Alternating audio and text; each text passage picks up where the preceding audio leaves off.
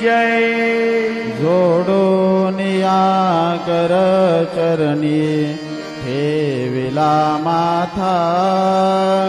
परिसावी विनंती माझी पंढरीनाथा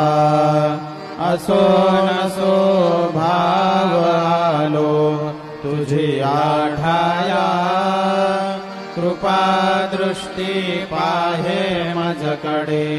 सद्गुरु राया अखंडित असावे ऐसे वाटते पायी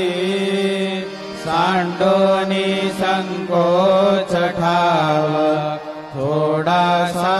देई तुका म्हणे देवा माझी